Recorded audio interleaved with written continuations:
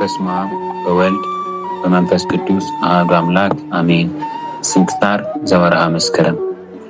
አንድ አምላክ በሚሆን በአብ በወልድ በመንፈስ ቅዱስ ስም መስከረም 16 በዚህ ቀን ከጌታችን ኢየሱስ ክርስቶስ መቃብር ላይ የታነጸችበትና የተቀደሰችበት ነው። ደግሞ በኢየሩሳሌም ሀገር ንግሥት እሌኒ የገለጠቻቸው የከበሩ ቦታዎች ሁሉ የተሰሩበትና የከበሩበት ሆነ። ይህም እንዲህ ነው። ልጇ ቆስጠንጢኖስ በነገሰ በ20 ዓመት ቅዱሳን የሆኑ 318 አባቶችን በኒቅያ ከተማ ከሰበሰበ በኋላ ቅድስተ እናቱን እሌኒ እንዲህ አለችው። ልጄ ሆይ እኔ ወደ ቅድስት ሀገር ኢየሩሳሌም በመሄድ የክብር ንጉሥ የሆነ የክርስቶስን ዕፀ መስቀል ፈልጌ ያወጣ ዘንድ ለእግዚአብሔር ስዕለትን ተስያለሁ።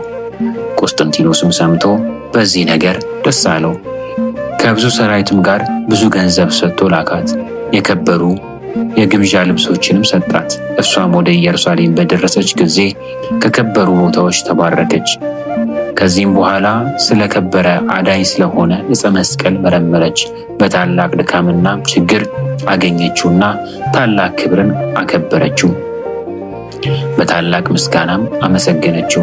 ከዚህም በኋላ በጎልጎታ በቤተልሔም ክብር ይግባውና ጌታችን ኢየሱስ ክርስቶስ በተወለደበት ዋሻ ደግሞ በጽርሐ ጽዮን የእመቤታችን ማርያምን ሥጋዋን በተቀበረበት በጌቴሰማኒ በደብረ ዘይትም በከበሩ ቦታዎች ሁሉ የቤተ መቅደስ መሠዊያዎች እንዲሰሩ አዘዘች። ዳግመኛም በዕንቁ በወርቅና በብር እንዲያስጊጧቸው አዘዘች። በኢየሩሳሌምም ስሙ መቃርስ የሚባል ኤጲስቆጶስ አለ። እርሱም ንግሥት እሌኒን እንዲህ ብሎ መከራት። ይህን እንዲህ አትስሪ፣ ከጥቂት ዘመናት በኋላ በዚህ ሀገር ሊነሱ አሕዛብ ይመጣሉ፣ ሁሉን ይማርካሉ፣ ቦታዎችንም ያፈርሳሉ፣ ወርቁንም ብሩንም ዕንቁንም ይወስዳሉና።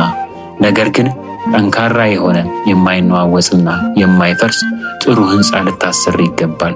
ከዚህ የሚተርፈውንም ለድሆችና ለችግረኞች ስጪያቸው አላት። እርሷም የአባ መቃርስን ምክሩን ተቀብላ መኳንንቱ ሁሉ ለአባ መቃርስ በመታዘዝ በከበሩ ቦታዎች ሁሉ የአብያተ ክርስቲያናትን እንዲያንጹ አዘዘቻቸው። ከዚህም በኋላ ንግሥት እሌኒ ወደ ልጇ ንጉሥ ቆስጠንጢኖስ በተመለሰች ጊዜ በኢየሩሳሌም ያደረገችን ሁሉ ነገረችው። ሰምቶ እጅግ ደስ አለው። እንደገና ሌላ ብዙ ገንዘብና ሕንፃውንም ተቆጣጥረው የሚያሰሩ ሹሞችን ላከ። ለሚገነቡና ለሕንፃው ሥራ ለሚያገለግሉ ሁሉ ደሞዛቸውንም ሳያጓድል ሁልጊዜ ወደ ማታ እንዲሰጧቸው ንጉሡ አዘዘ። ስለ ደሞዛቸውም እንዳይጮኹና እንዳያዝኑ እግዚአብሔርም ስለ ጩኸታቸውና በእርሱ ላይ እንዳይቆጣ ይፈራልና።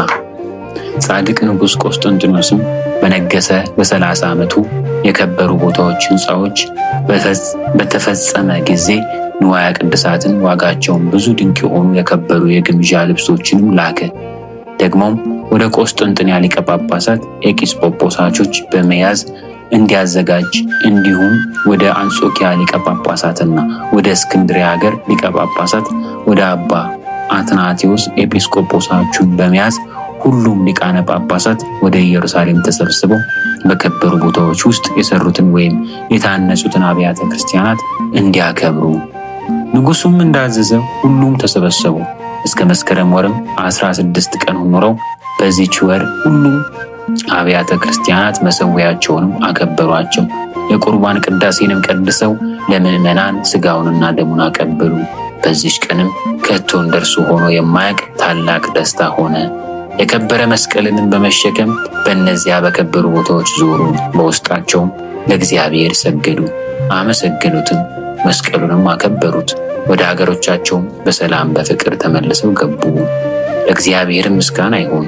በመስቀሉ ኃይልም ሁላችን የክርስቲያኑ ወገኖች ይጠብቀን ለዘላለሙ አሜን አሜን።